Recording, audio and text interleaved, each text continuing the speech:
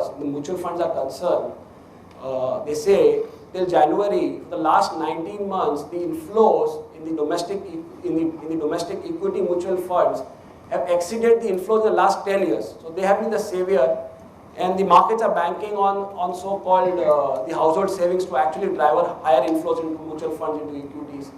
And considering the fact that there has been overall under ownership of equities, if you compare an average deployment of a household into various asset classes, if you look at equity perspective or equity per se, the deployment into equity is hardly 2 or 2.5%, which is very meager if you compare with the advanced economy, other economies. And we expect overall this deployment into equities to move higher as we move forward in the coming years. And with overall the real interest rate turning positive, I think the money will clearly move into equities. So this is not a projection, it's a rational. I'm not making a forecast. If you look at the current growth rate, the nominal growth rate, that is the real GDP growth rate plus inflation, that means we are growing 7.5%, 7%. And looking at the 5% inflation, even if we grow at a nominal growth of 12 to 13%, your GDP, which is around 2 trillion, should be actually 3.4x 10 years down the line. So our GDP should be around 6.5, 6.8 trillion. And accordingly, generally, corporate earnings or the markets exceed the growth in the overall value of goods and services. So Nifty around 72, 7300. If we see an average corporate earnings of 15 to 16%, 20%, on a conservative basis 15%, your Nifty should be around 30,000 by the end of 2026. That is 4.2x growth. So this is the rational. In life, and whatever decision you will take, whether you get married or you take a job or any other decision you take, need to have a rationale. This is the rationale which we go by and we stick to it. So this is the house view. See, overall, if you look at the short-term perspective, we do not allow more pain in the equity markets. We need to understand that the global economic landscape still remains fragile. We saw this relief rally, but we are of the opinion that the relief rally will be short-lived, because considering the fact where most of the central banks are going to resort to negative interest rates, it clearly states the dire straits where the global economy is basically going through. So you may see some pain. You never know. Some bank globally may go default, like of late, in the beginning of this year, where we heard of some European bank basically speculated to go default, where their premiums on their called CDS actually spiked to subprime highs. So you never know. You may see some kind of, again, risk aversion mitigating. But what we expect, once our domestic variables improve, like corporate earnings, and the pain subside in the global markets, I think in the second half of the year, when we'll see all this transition taking place, where we'll see the bottoming out in commodity markets, where we'll see the recalibration of the supply-demand equilibrium in commodities, where we may see some supply cut in the oil markets, where you see some OPEC going for a cut. You're already seeing production cutbacks in copper, aluminum, zinc. So all these factors, once they transpire, eventually sanity will prevail, and we see liquidity being back in the market. So our theme for this year is, it seems to be it's going to be a big discount season. So you may not stick to mid cap, but you can pick up good quality stocks in the large cap sector, in the large space, where you can look at companies like autos. I have a list to talk about. So if you go, so we have basically sticking to large cap like Aurobindo Pharma, Yes Bank, Britannia Industries, Coal India, Infosys, HDFC Bank, Power Grid, Reliance Industries, Tata Motors. Yeah, this is very close to my heart. I'm more than a fixed income analyst. I'm more of a commodity analyst. If you look at I'll just take 2 minutes, not more than that. So if you look at the current scenario, see, I generally don't deem gold as a commodity. It's an alternative currency. And I'm not trying to project this as a hedge against the volatility in the Indian market. I'm trying to hedge it as a hedge against the global uncertainty. And there has been a symbolic change as our gold is concerned. See, for the last 2-3 years, gold was simply out of fashion. No funds were looking at gold. But beginning from this year, in fact, in August last year, we actually released a report called Gold Fallen But Not Forgotten. But people are not receptive to it. People are not ready to buy that argument. We have the opinion that gold is already bottomed out. and market just require a trigger as far as element of uncertainty is concerned, gold will pick up. The biggest underlying driver for gold is your ETF flows. It's central banks to an extent play a role, jewelry demand to an extent play a role, but eventually it's ETFs, because if you look at gold price trajectory in the last 3-4 years, in 2012, gold prices were at $1,900 per ounce, end of 2012. And that time, the world's largest ETF, that is the SPDR Gold Trust, their holdings were reported at 1350 tons. Gold started falling from 2012.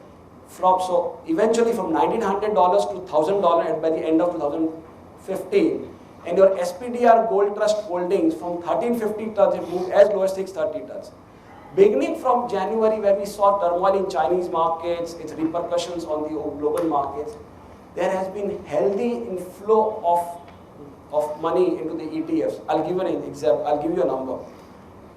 From January 1st till Feb 15, the inflows in the world's largest 8 ETFs has exceeded the total outflows in 2015. For SPDR, the holdings on January 1st was reported at 640 ton. Now it's at 795 ton. That means in the last 2 months, you have literally seen 150 tons inflows.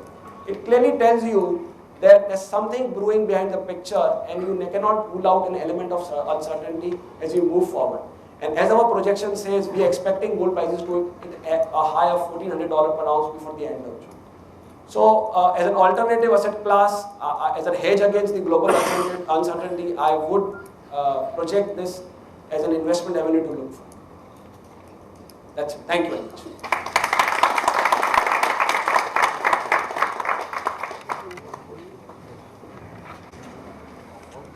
Thank you so much, sir, for your insightful words. Ladies and gentlemen, before I introduce our next speaker, just a quick reminder, kindly keep your phones on silent because it distracts the people sitting around you. So just a humble request once again, put your phones on silent, please. We all know and witness on an everyday basis how technology is evolving and changing our lifestyle at great bounds. Our next speaker will tell us how technology can enable an investor-centric approach. Our next speaker for this evening, Mr. Manoj Sathe. He is the Vice President, National Securities Depository Limited, which is the largest depository in India. He has over 17 years of experience in depository and capital market operations in India. He holds an engineering degree from Mumbai University. Also holds a unique distinction of being the first Vice President in NSDL to head systems as well as business functions. He speaks at various investor education seminars and takes keen interest in spreading financial literacy in India. Let's welcome him with a huge round of applause, please.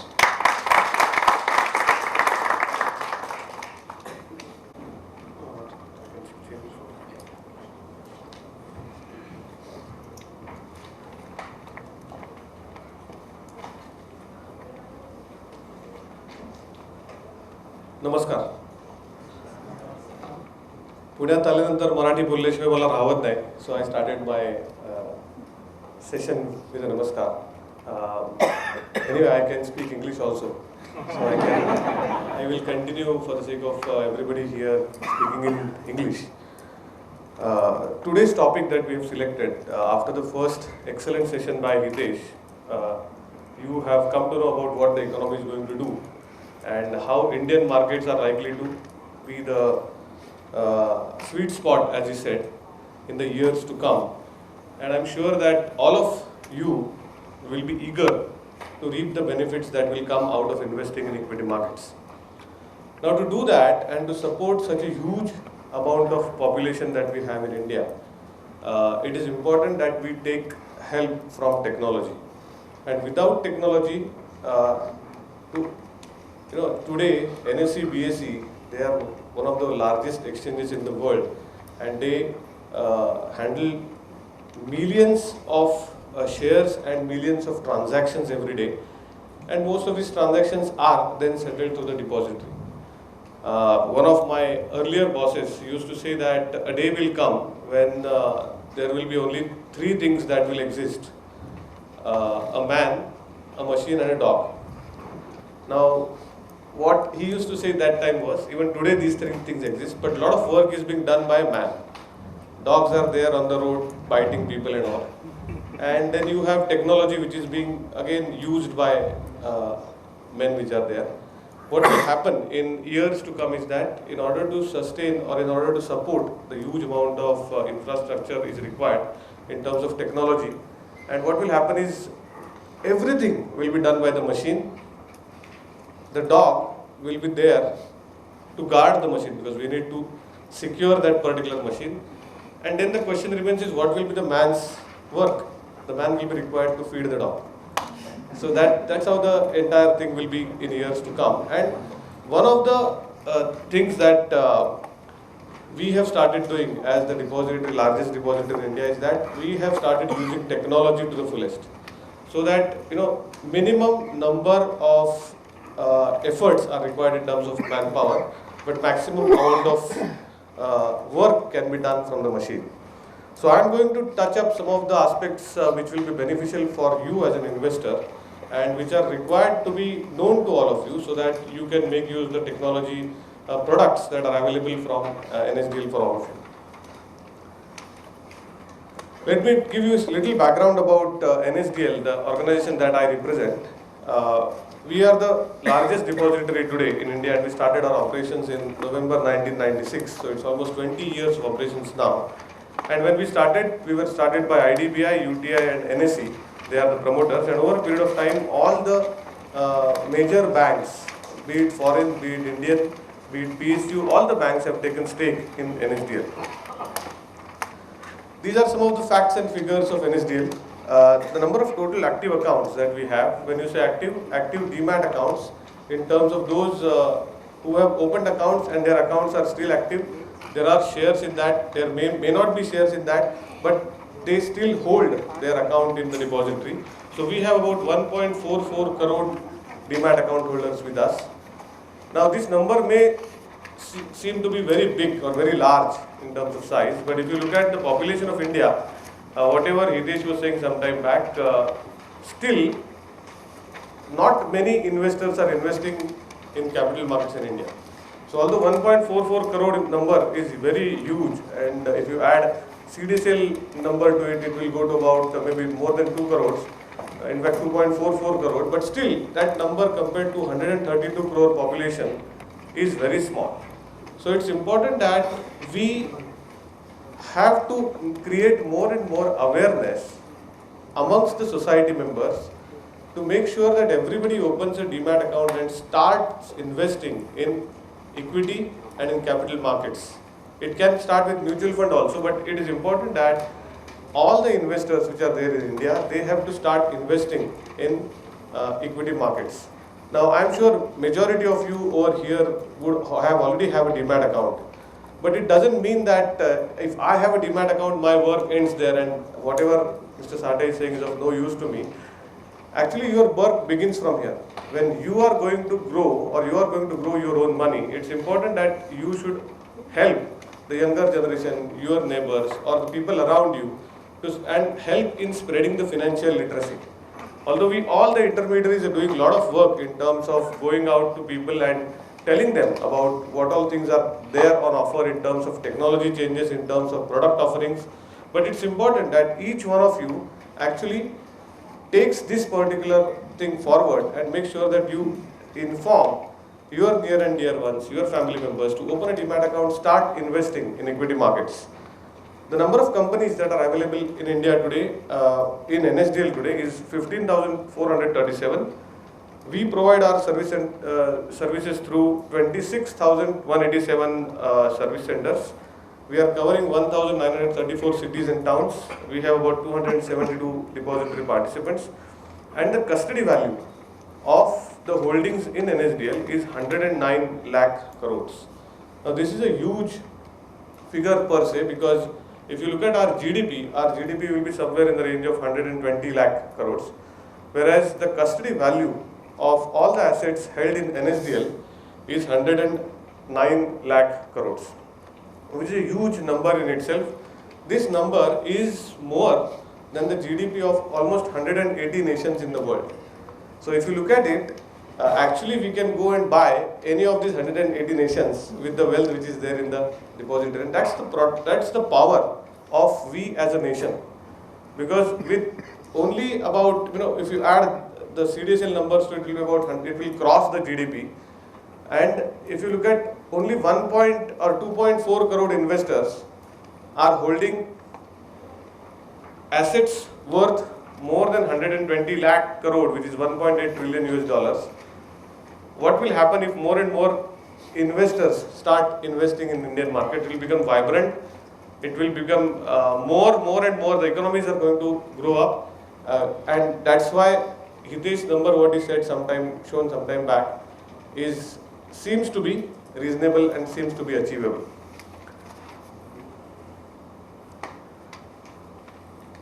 Let's look at some of the technology-centric services that depository has started. The first one is Speedy. Depository participants offer this service to investors. Those of you who have demat accounts, today majority of the work is being done through power of attorney that you have given to your DP to debit your demat account and to the bank to debit your bank account. So with Speedy, one of the leg you can operate on your own. For example, whenever you sell your shares, you don't have to give a power of attorney to your DP. You have, sitting at your home, you have a login ID password. With that login ID password, you can log into the Speedy portal and give a delivery instruction or execute a delivery instruction which otherwise would have been done by the DP.